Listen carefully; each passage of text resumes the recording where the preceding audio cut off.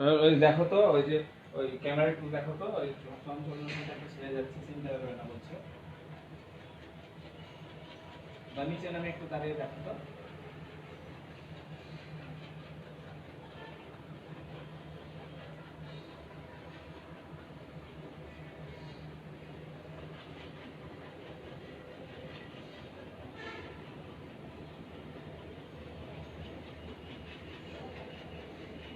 দেখো তো, ওই যে ক্যামেরা একটু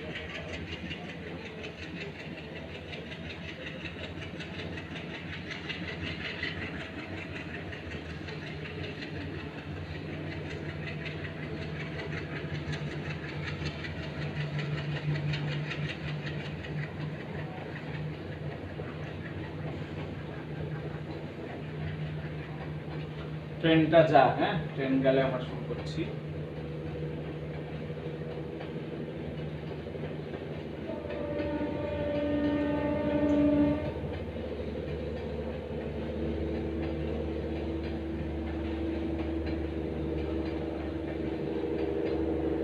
অ্যাকশনের মাধ্যমে উদ্দীপনা পরিবহনটা পড়ার দরকার নাই, ওটা তোমাদের সিলেবাসে নাই, আগের সিলেবাসে ছিল, দেওয়া আছে। তোমাদের সিন্যাপসের মাধ্যমে উদ্দীপনা পরিবহন ওটা দিয়েছি, ওটা পড়ো।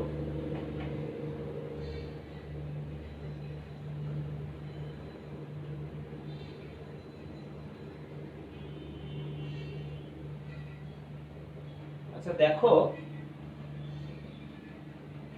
আমি যেটা বলছিলাম তোমাদের, যে আমরা চোখকে তিনটা অংশে ভাগ করেছিলাম, স্তর, লেন্স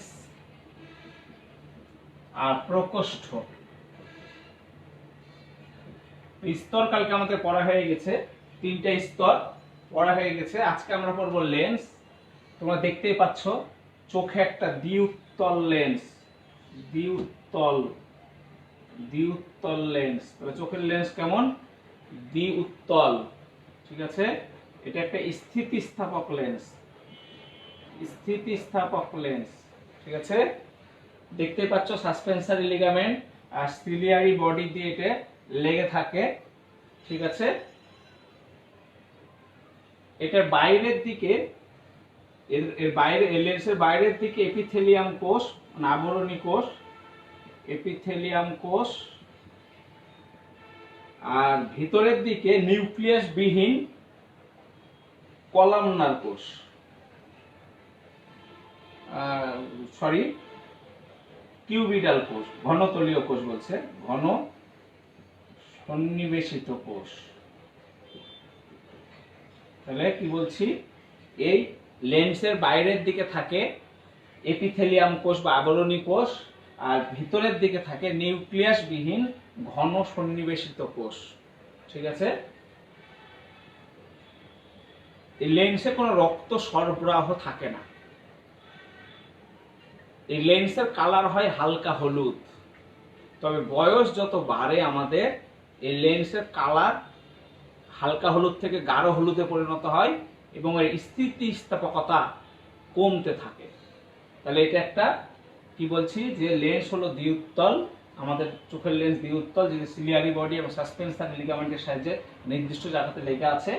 এর বাইরের দিকে এপিথেলিয়াম কোষ দ্বারা গঠিত এবং ভেতরের দিক, কেন্দ্রের দিক নিউক্লিয়াস বিহীন ঘন সন্নিবেশিত কোষ দিয়ে গঠিত। এর বর্ণ হালকা হলুদ, তবে বয়স বাড়ার সাথে সাথে এটা গাঢ় হলুদে পরিণত হয় এবং এর স্থিতিস্থাপকতা কমতে থাকে। এবং তোমরা জানো লেন্সের মাধ্যমেই আলোক রশ্মি বক্রতা প্রাপ্ত হয়ে রেটিনাতে যে নিক্ষিপ্ত হয়, ফলে রেটিনাতে বস্তুর প্রতিবিম্ব গঠিত হয়। লেন্সে আলোক রশ্মি বক্রতা প্রাপ্ত হয়ে রেটিনাতে যে নিক্ষিপ্ত হয়, ফলে রেটিনাতে বস্তুর প্রতিবিম্ব গঠিত হয়। ওকে,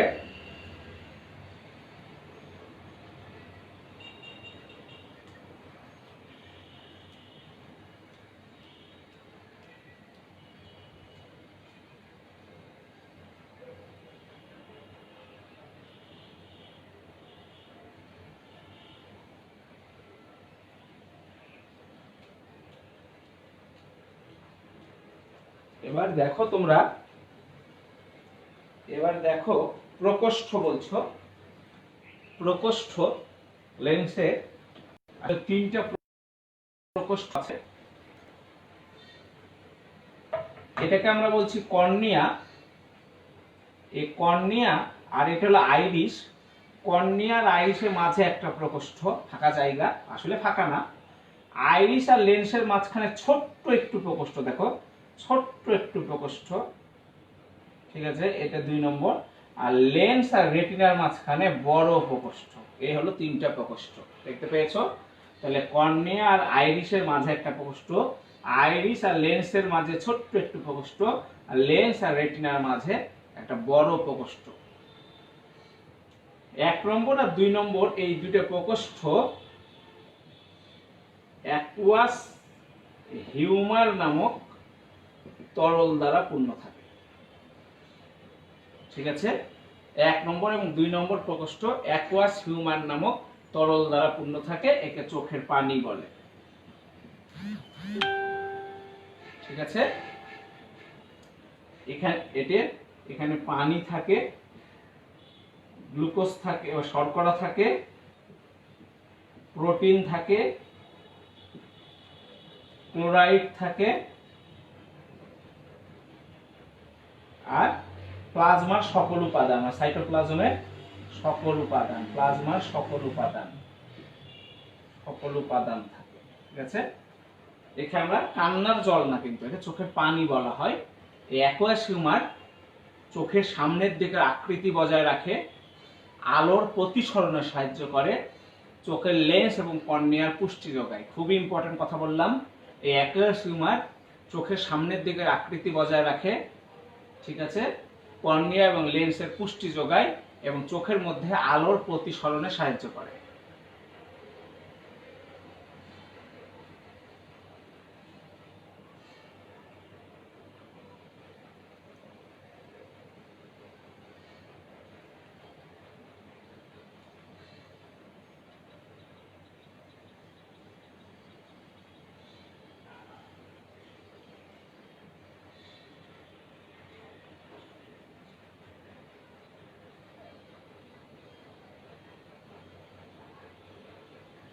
আর এই যে বড় প্রকোষ্ঠ 3 নম্বর প্রকোষ্ঠ, এটা যা দিয়ে পূর্ণ থাকে তার নাম ভিট্রিয়াস হিউমার।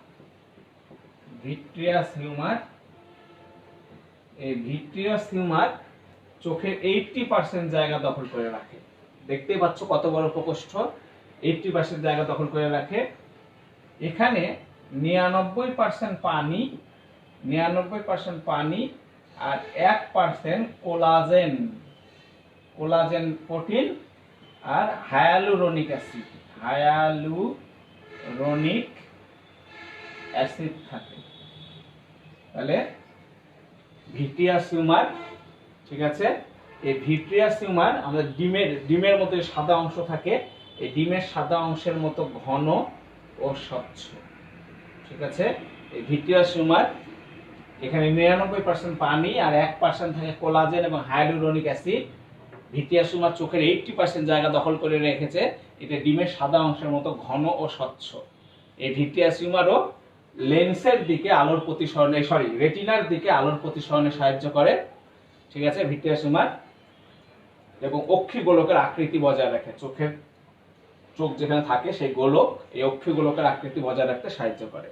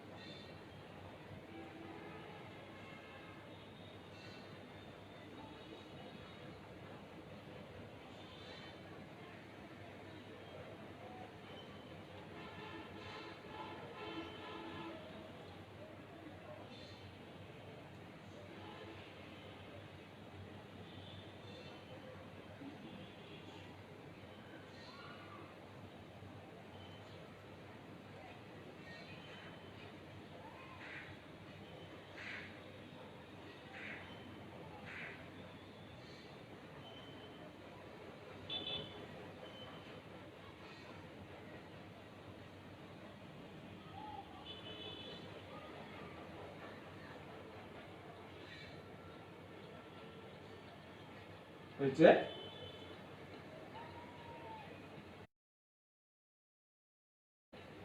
আমরা বলেছিলাম যে চোখ মেইনলি দুটো অংশ নিয়ে গঠিত, একটা হলো অক্ষি গোলক আর একটা হলো আনুষঙ্গিক অংশ। ঠিক আছে, তো আমাদের অক্ষি গোলক মানে চোখ, অক্ষি গোলক মানে চোখ, আমাদের চোখ পড়া হলো। এবার চোখের আনুষঙ্গিক অংশগুলো আমরা পড়ব। চোখের আনুষঙ্গিক অংশ, চোখের আনুষঙ্গিক অংশের মধ্যে চোখের আনুষঙ্গিক অংশ, চোখের আনুষঙ্গিক অংশের মধ্যে কি কি আছে? 1 নম্বর, চোখ যেখানে ছিল অক্ষিকোটর, অক্ষিকোটর বা অরবিট। তোমরা জানো এই অরবিটের মধ্যে চোখ থাকে। ঠিক আছে, এই অরবিট চোখকে সুরক্ষিত রাখে। দুটি চোখের মাঝখানের দূরত্ব, এই চোখ থেকে এই চোখের মাঝখানের দূরত্ব 3.6 সেন্টিমিটার। ঠিক আছে, দুই চোখের মধ্যবর্তী দূরত্ব। তাহলে অক্ষিকোটরের মধ্যে আমাদের অক্ষি চোখ বা অক্ষি গোলক সুরক্ষিত অবস্থায় থাকে। তারপরে অক্ষি পেশি, আমাদের চোখে তিন জোড়া বিপরীতধর্মী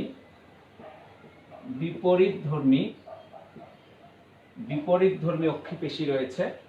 3 জোড়া বিপরীতধর্মী অক্ষি পেশি রয়েছে।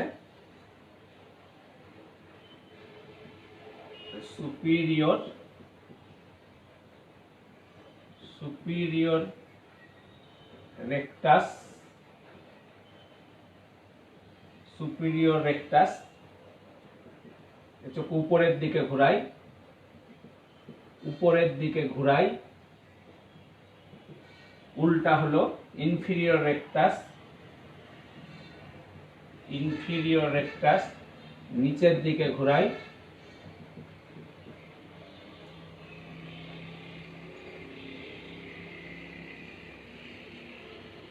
তারপরে ল্যাটারাল রেকটাস, মিডিয়ান রেকটাস,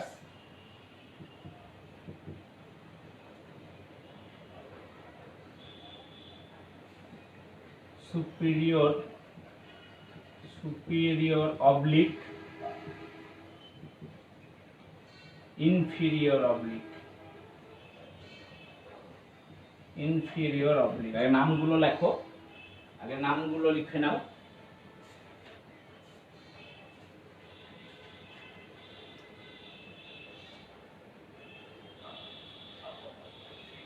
আচ্ছা, মিডিয়ান আর মিডিয়ানটা আগে লেখো, ল্যাটারালটা পরে লেখো।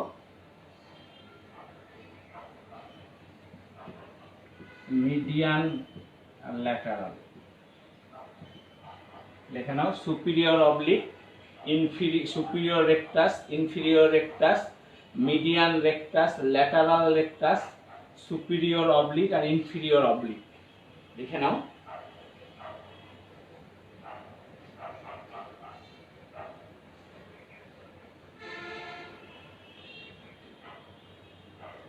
সুপিরিয়র রেকটাস উপরের দিকে ঘোরাই, ইনফিরিয়র রেকটাস নিচের দিকে ঘোরাই, মিডিয়ান রেকটাস ভিতরের দিকে ঘোরাই চোখকে, ল্যাটারাল রেকটাস বাইরের দিকে ঘোরাই, সুপিরিয়র অবলিক, এই যে দেখো এটা যদি কর্নিয়া হয়, এই যে এই বরাবর এখানে যে অপটিক স্নায়ু যেখান দিয়ে ঢুকেছে অন্ধবিন্দু, তাহলে কর্নিয়া এবং এই যে অপটিক স্নায়ুর অক্ষ বরাবর ঘোরাই, কর্নিয়া ও অপটিক স্নায়ুর অক্ষ বরাবর ঘোরাই। এটা ইনফিরিয়র অবলিক। সুপিরিয়র অবলিক যা কাজ করে তার বিপরীত কাজ করে। এটা সুপিরিয়রের বিপরীত কাজ করে। কর্নিয়া ও অপটিক স্নায়ুর অক্ষ বরাবর ঘোরাই, আর এটা লিখবা বিপরীত কাজ করে। এই যেদিকে ঘোরাবে এই আবার উল্টা দিক দিয়ে ঘোরানো শুরু করবে। ঠিক আছে, তুলে নাও।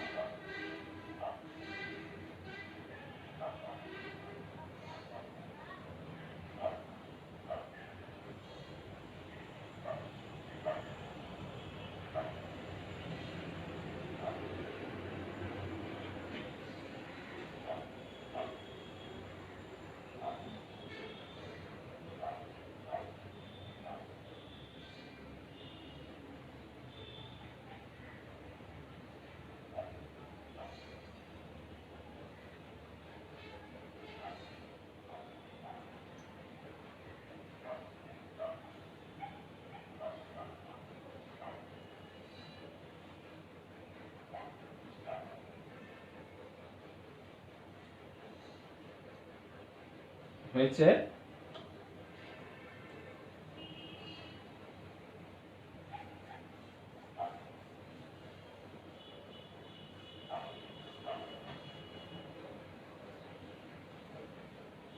এবার 3 নম্বর অক্ষিপল্লব, চোখের পাতা। আমাদের চোখের 2টা পাতা, ঊর্ধ্বপল্লব আর নিম্নপল্লব। আমাদের 3য় পল্লব আছে, যেটাকে আমরা ক্ষয়প্রাপ্ত বা বিলুপ্তপ্রাপ্ত 3য় পর্দা বা নেকটেটিং পর্দা, যেটা ব্যাঙের ক্ষেত্রে আছে। আমাদের ক্ষেত্রে ক্ষয়প্রাপ্ত হয়ে চোখের কোনায় যে মোটা মাংসপিণ্ড হয়ে আছে, সেটাই হলো আমাদের 3য় পল্লব। তাহলে মানুষের 3য় পল্লব ইনঅ্যাক্টিভ, নিষ্ক্রিয়। 3য় পল্লব বা নেকটেটিং পর্দা বলা হয়।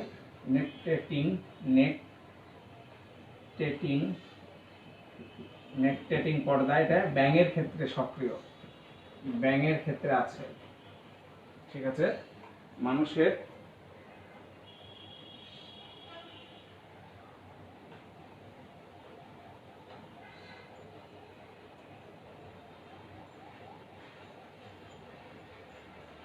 মানুষের 2টা পল্লব। এই চোখের পল্লবের কাজ হলো চোখকে ধুলিবালি জীবাণু থেকে রক্ষা করা। ঠিক আছে, মানুষের 3য় পল্লব নিষ্ক্রিয়, নেকটেটিং পর্দা বলছি যাকে, সেটা ব্যাঙের ক্ষেত্রে সক্রিয়, মানুষের ক্ষেত্রে নিষ্ক্রিয়। এরপর চোখের পল্লবের সাথে যে লোমগুলো আছে তাকে আমরা কি বলি? অক্ষিপক্ষ বা আইল্যাশ।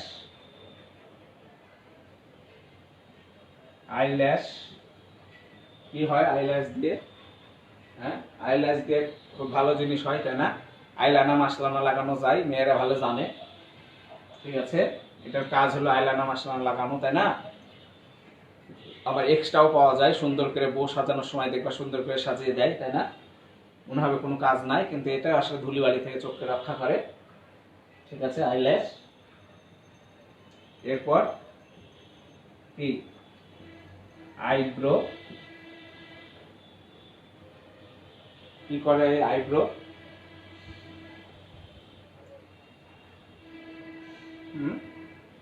আইব্রো কি প্লাক করতে হয়, তাই তো? আইব্রো, ভ্রু যেটাকে আমরা বলছি। আইব্রো থাকার সুবিধা কি? আইব্রো থাকার সুবিধা হলো কপাল থেকে গড়িয়ে আসা ঘামকে এতে করা যায়। ফোনটা ধরি। হ্যালো, হ্যাঁ, কোথায় গেছো তুমি? অফিসে গেছো?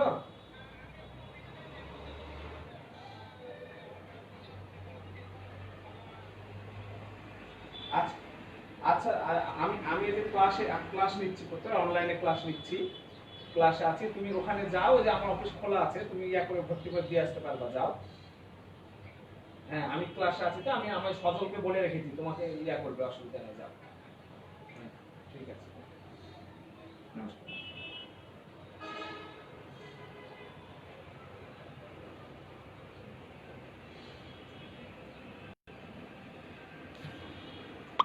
আচ্ছা, আইব্রো তো কপাল হতে গড়িয়ে আসা ঘামকে প্রতিহত করে। ঠিক আছে, কপাল হতে গড়িয়ে আসা ঘামকে প্রতিহত করে। তো এক ছাত্র সেদিন বলছিল যে ভাইয়া, কপাল হতে গড়িয়ে আসা ঘামকে প্রতিহত করে, শুধু আমাদের বিরোধী দলীয় নেত্রী কপাল হতে গড়িয়ে আসা ঘাম চোখের মধ্যে চলে যায়। তো যাই হোক, এটা হাসির বিষয়। তো আইব্রো, ঠিক আছে।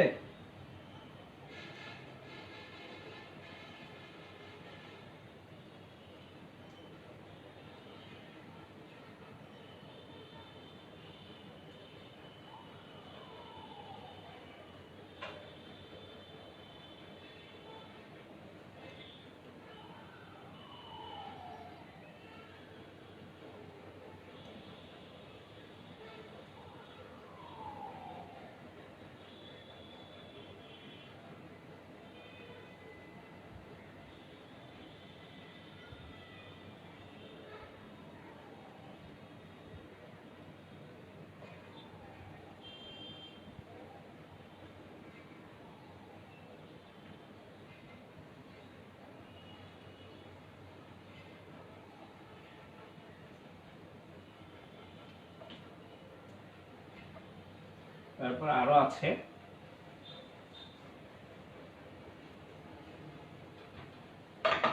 কনজাংটিভা, যেটা অলরেডি পড়া হয়ে গেছে, এটাও আনুষঙ্গিক অংশের মধ্যে। কনজাংটিভা কনজাংটিভা কনজাংটিভা এটিও ধূলিবালি জীবাণু থেকে চোখকে রক্ষা করে, ধূলিবালি জীবাণু থেকে চোখকে রক্ষা করে,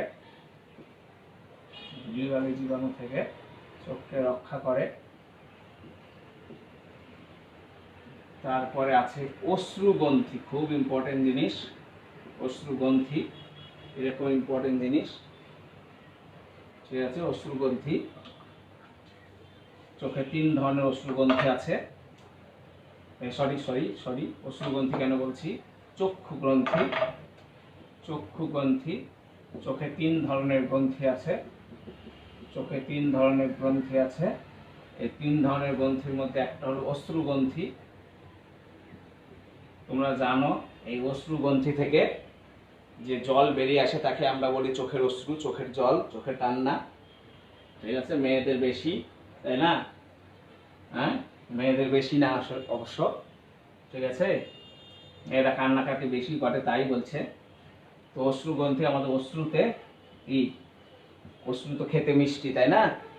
হ্যাঁ, তো অশ্রু খেতে মিষ্টি, কেননা অশ্রুর মধ্যে সোডিয়াম ক্লোরাইড থাকে, সোডিয়াম ক্লোরাইড থাকে, সোডিয়াম বাইকার্বনেট থাকে, এগুলো থাকে।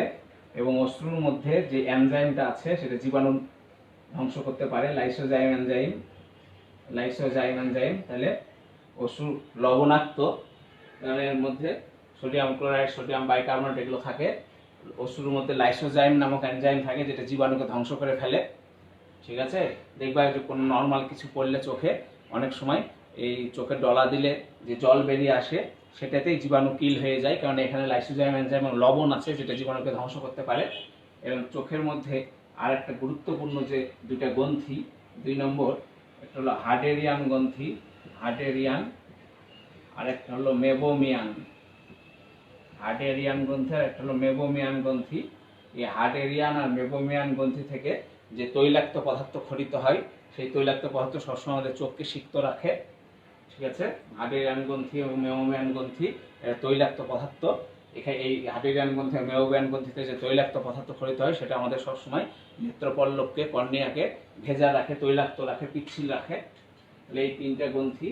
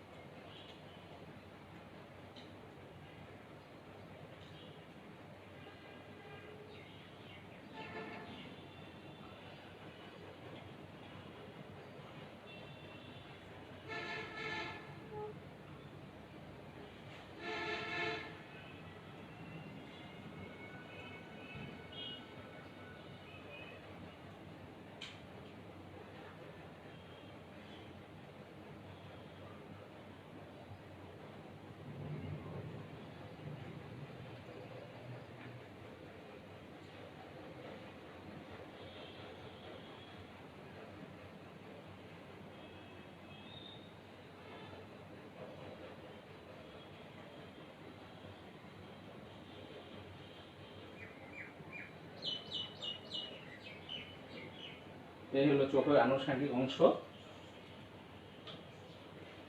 ঠিক আছে।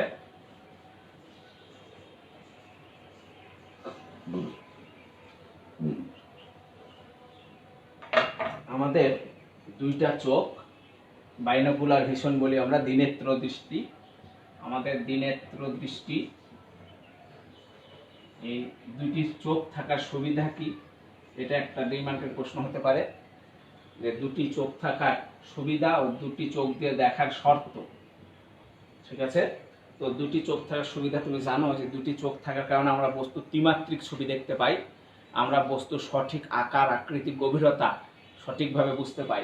এই 2টি চোখ থাকার সুবিধা হলো এটাই যে বস্তুর সঠিক গভীরতা, সঠিক আকার, আকৃতি, অবস্থান জানা যায় এবং বস্তু ত্রিমাত্রিক ছবি দেখা যায়, 3 ডাইমেনশনাল ফিগার বোঝা যায় 2টি চোখ থাকার কারণে।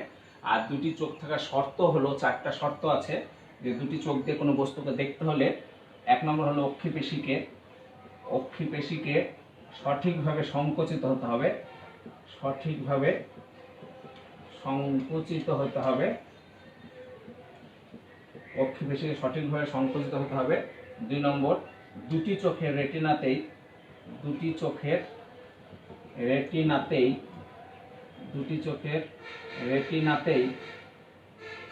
বস্তুর উপস্থিতি থাকতে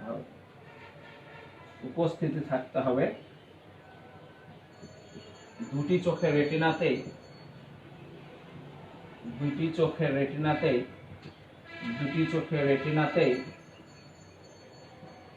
একই প্রতিবিম্ব তৈরি হতে হবে। একই প্রতিবিম্ব তৈরি হতে হবে। তাহলে অক্ষিবেশিকা সঠিকভাবে সংকুচিত হতে হবে, দুটি চোখের রেটিনাতে বস্তুর উপস্থিতি থাকতে হবে, দুটি চোখের রেটিনাতে একই ধরনের প্রতিবিম্ব তৈরি হতে হবে, এবং বলছে দুটি বীক্ষণ ক্ষেত্রকে পরস্পর এক জায়গায় মিলিত হতে হবে। দুটি বীক্ষণ ক্ষেত্রকে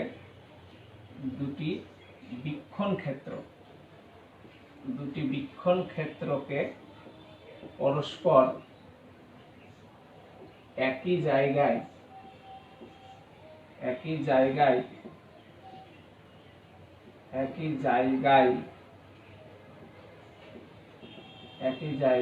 মিলিত হতে হবে।